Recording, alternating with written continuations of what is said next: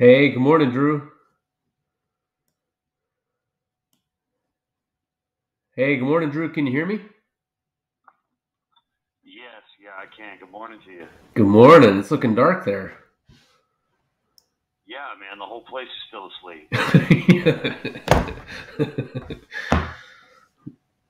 Did you have a good week? Say again, come again? No, did you have a good week? Yeah, no, fantastic, man. Busy. Uh, it started out really intense. We had pretty intense mainline break, a water main break.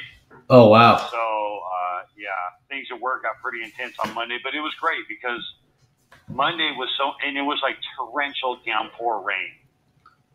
Yeah, and when this pipe was broken underground, I mean, trying to find a shut off for it was like going through a maze. Oh, wow. Trying to find, yeah, exactly. It was a nightmare, and so it made the rest of the week seem like a breeze. Yeah. Oh, that's cool. So yeah, no, I had a really good week. How about you? Yeah, it was good.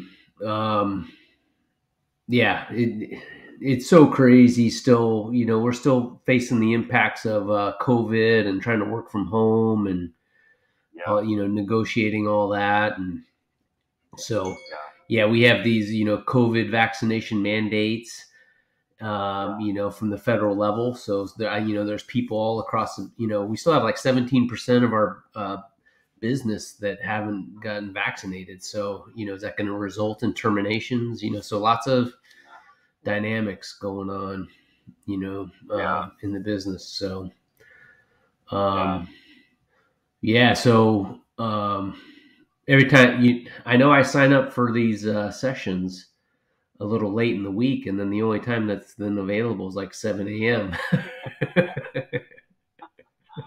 not going to say right now in front of everybody the words that come to mind when I get that little email and it says the time of this session. I'm going to go ahead and just say, man, I love you and I look forward to this. And it doesn't matter that I had to get up at like a quarter to six to try to get my wits together. But hey, listen, I'm really excited about this, and I really want people to really benefit, and I hope they get something out of this. Today, we're going to be talking about David Brooks, The Second Mountain.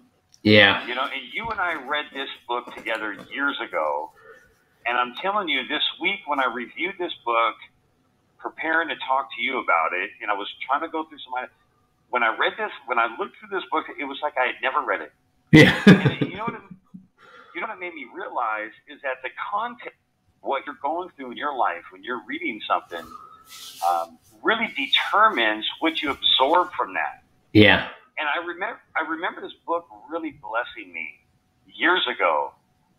But the context of the things that I have going on in my life right now, I was able to read this kind of with new eyes, a new understanding. So I'm ready to look at a few of his points, and I'm interested to see what you have to say about joy, the topic of joy. Remember this, and I just want to refresh for everybody, is that we had just got done teaching about shears. That life is a culmination of skill building, habit formation,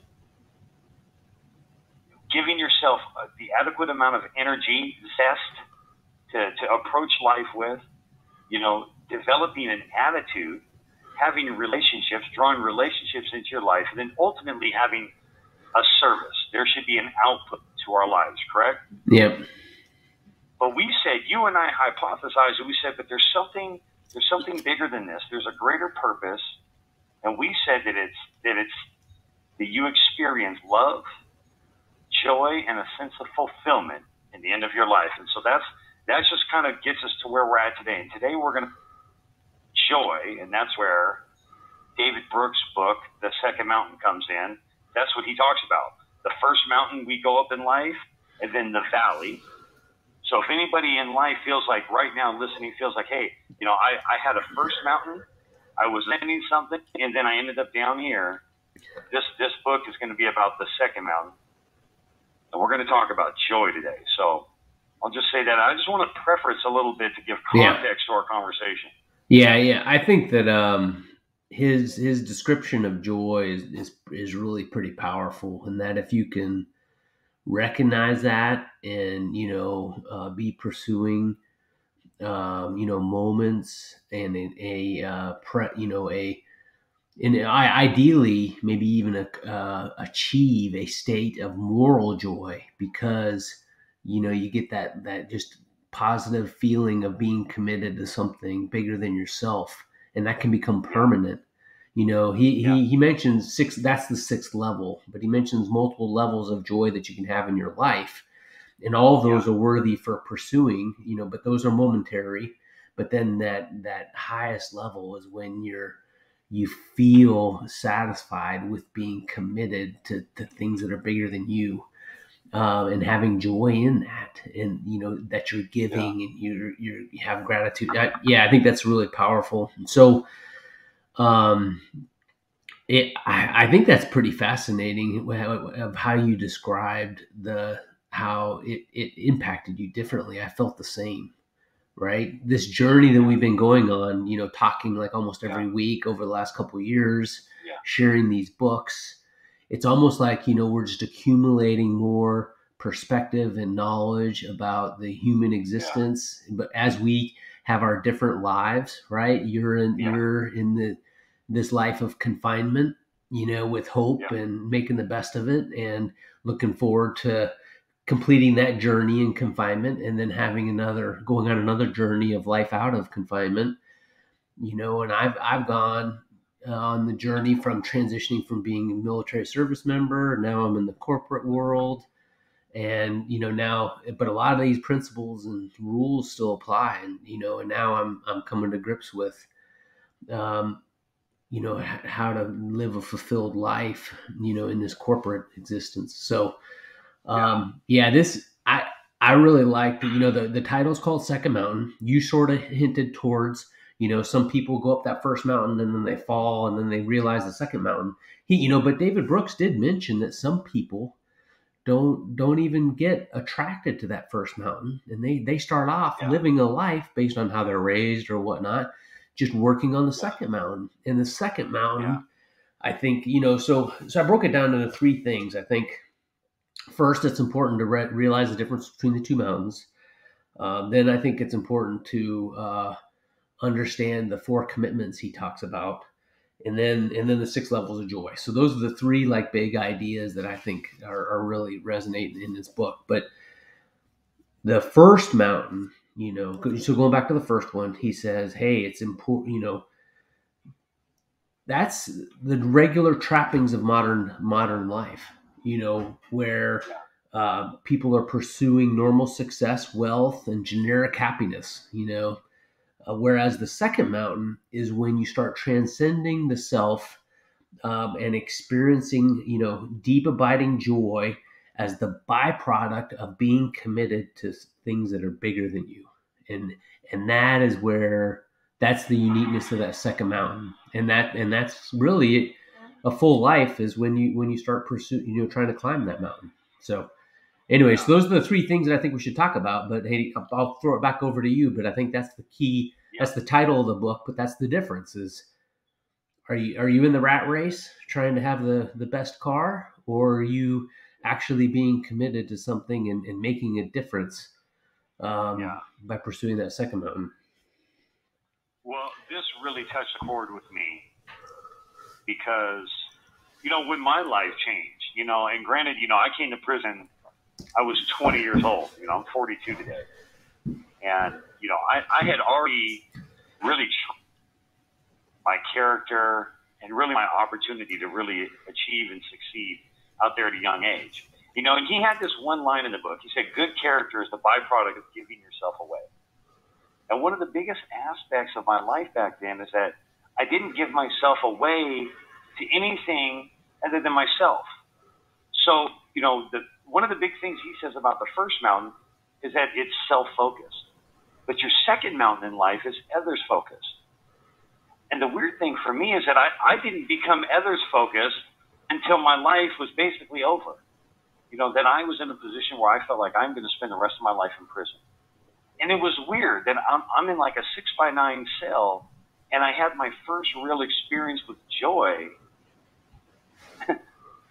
my life was going away. And I remember looking out the window. I had this cell that overlooked a work release, and it looked at the courthouse across the street. And every single day I would get up on my bunk, I would stand up on my bunk, and I would look up, and I could look out of this window. And it was the weirdest thing, because I felt like I was saying goodbye to society. And I was able to suddenly see all the beauty in normal activity. Someone crossing the street, a car stopping and making a turn.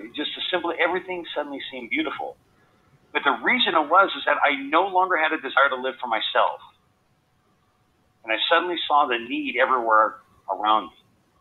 And so I found my second mountain in the most ironic of environments, and I found joy. Even though I was losing everything, I was somehow gaining everything. And he says this: good character is a byproduct of giving yourself away, and joy is the crown of a well-lived life. I have 3 points that I'll put out there, and I'll just give you one right now, and then I'll let you respond. When my commitments are about I have joy. Okay, here it is here. I have joy when my commitments are about others and not my. Even when I work, I go out there to work. I'm working towards my journey level in plumbing. Even though it's a service, you know what I mean? It's a trade skill. I'm out there to acquire hours and experience. We could be climbing over one another trying to get this experience and trying to get these hours. Yeah. And there's a lot of frustration. There's a lot of irritation. You get irritated with, we're snatching the tools out of each other's hands, trying to learn. And, there's a lot of times there's a lack, even though I'm growing in this skill set, there's a lack of peace, because ultimately I'm focused on what am I getting out of this today. And but I have in my life, when my commitments or my actions or whatever I'm doing is more about other people than myself. And yes, it's a big fundraiser. Time for this, because COVID put the whole world on pause. And so we do a fundraiser. We're able to buy food from the streets, and then the money raised from that goes towards a really good charitable cause. But I was just working like a dog yesterday from, 8 o'clock in the morning on. But I had so much joy, because the whole day was about serving these other guys around here, seeing people get happy. These guys and myself, we haven't tasted ice cream in years. Yeah. Or a piece of pizza. And no matter how hard I was working, I had this suit of armor of joy around me, because it wasn't about me. Yeah. So that's my first note on joy. No, that's pretty good. Yeah. I like the, how David Brooks describes the different levels of joy. In the top one, he said, the ultimate legacy that you can maybe leave in your life, is actually helping establish a moral ecology.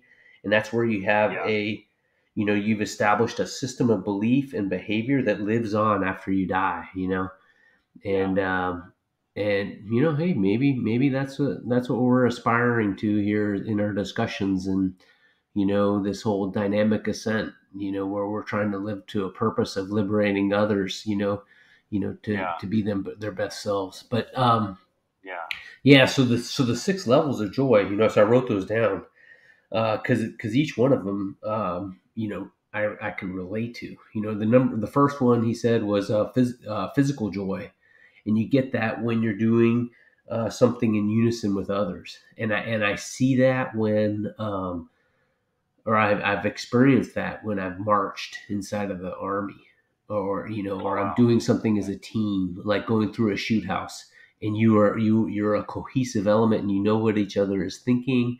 Or you're marching. I was marching at West Point, and you could feel, you got thousands of cadets marching in unison to the music. and the beauty of that. It's a pretty cool feeling. I know I've seen my boys feel that when they're playing in their little jazz band, because it's in unison. And then they're also simultaneously creating something beautiful. So that's one, physical joy. Yeah. Then there's collective effervescence. I felt that, and that's when you're doing celebratory dance, and you're just letting things go. You don't care, what you look like. Whether you're dancing at a wedding or dancing at a nightclub. That is something pretty cool too, that I think everybody in every culture has felt. Then emotional joy. That's a bursting of love that you have. It's David Brooks says, you see it on the face of a mother when they first hold their, newborn baby, but I've also felt that, in my wedding, and, making that commitment and just feeling that inner connection. Spiritual joy, that's a unexpected contact with a boundaryless, pure spirit, and I've felt the spiritual joy, at times in nature when you just see things of beauty and just that awesome, connection of, something that just hits you.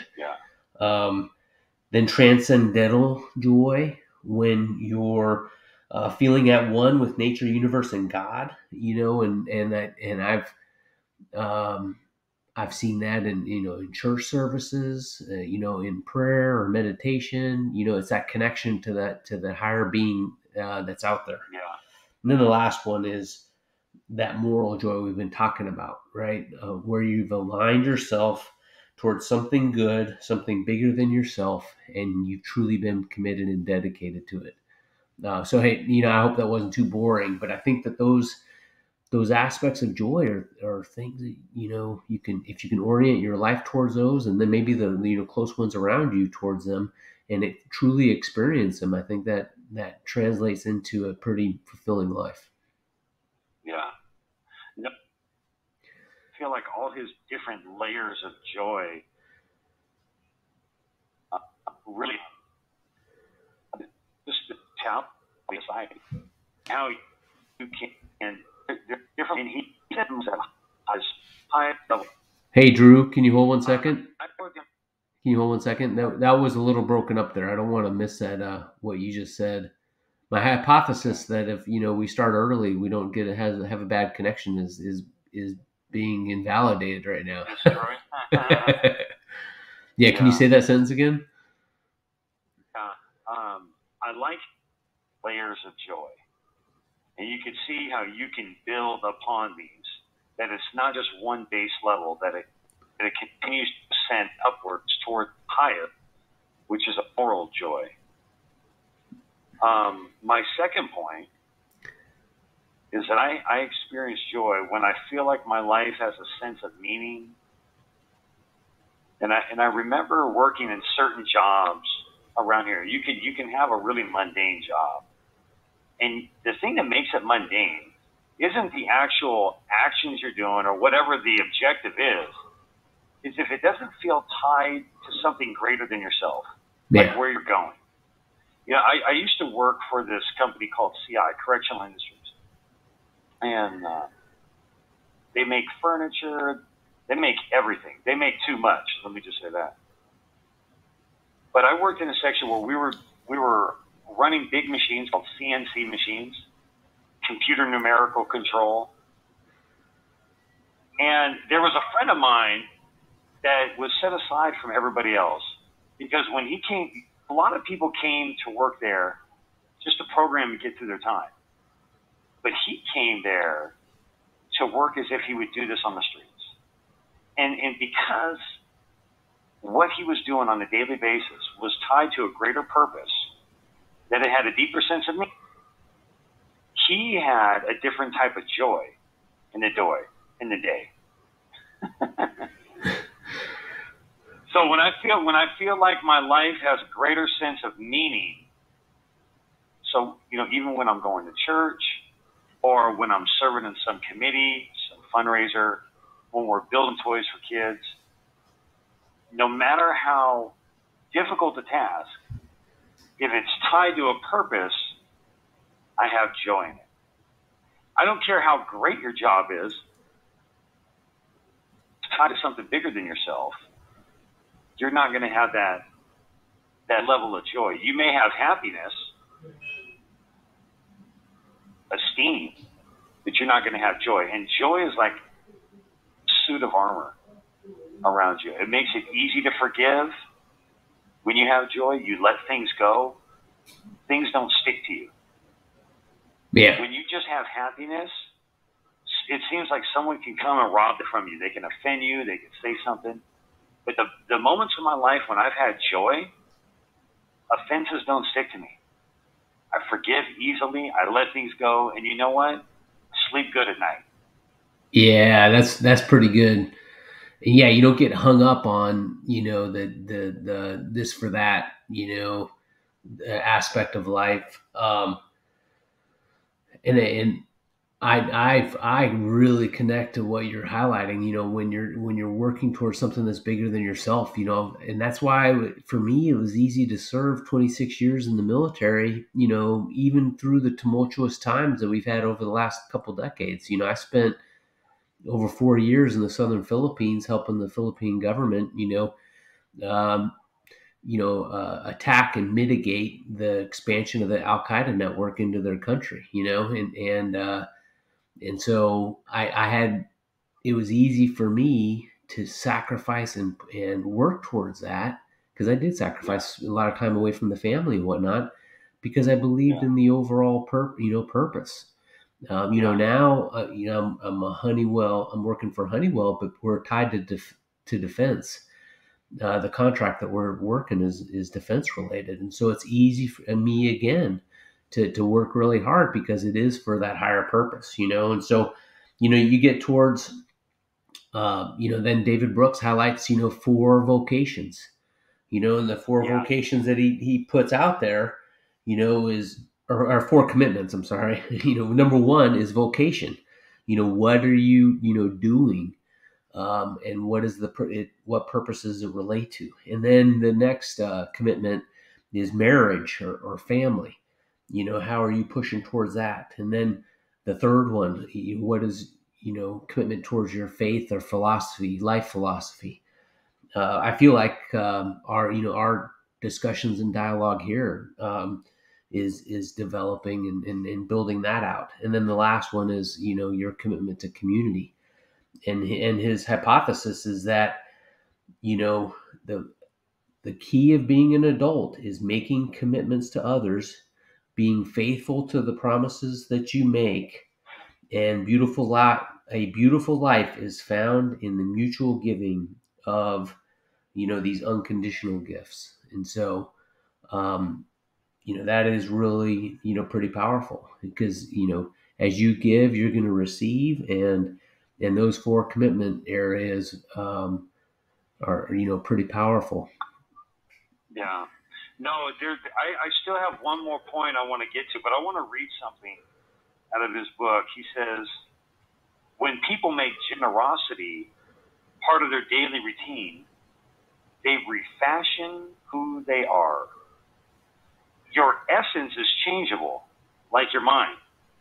Every action you take, every thought you have, changes you, even just a little, making you a little more elevated or a little more degraded. And the thing I like about that is that nothing is fixed.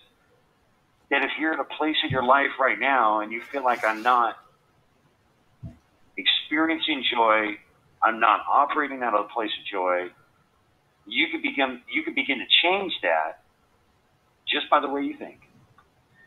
Because the way you think to the way you act. And that's gonna change the way you feel about yourself and those around you. The people who joy have given themselves over to lives of deep and loving commitment. And it says, if you look closely at joyful people, you'll notice that very often the people who have the most incandescent souls have taken on the heaviest burdens. And so having, a lot of times, we we crave a day off, a vacation, a week away. Trust me, I want to get out of here. But I've noticed that sometimes when you have no purpose, when you have no effect to bring, kind of aimless. He says in here that a life of ease is where you get stuck and confused. So it's not whether or not I have hard work or no work. It's whether I have purpose or no purpose. So my third point, I have joy when I am uncaged by self-consciousness or worry, and my only thought is to love. You know, when I was in the world, I operate, a lot of my identity was really built around my wounds. My really poor sense of self, even the wounds that were self-inflicted. I didn't feel good about myself. Because I didn't feel good about myself, I didn't act good towards other people. It's like that old saying, hurt people hurt people. And then even when I was in high school, maybe the way someone treated me or having gone through a breakup, these negative things began to shape who I was. And, I wore my worry. And then the actions I took in life were rooted in that. But when my life went away and all I needed, all I sought after was forgiveness, then it was suddenly incredibly easy to forgive everybody from my past. When I felt like my sins, my mistakes, my failures had now superseded everything that I felt was against me. And when I operated in life from that place, joy came in like a river. Because I was unfettered. I was unfettered by how I feel people have mistreated me. Yep. So that's when I had joy. Yeah, and so it's almost like when you flipped what you were thinking about and started, thinking of a mindset of forgiveness and thinking of others and whatnot, then that's what you attracted. And it's almost like you flipped the switch. They say that law of attraction, you attract what you think about, is one of those principles of life that's really hard to wrap your head around. But I think there's some truth there. And so,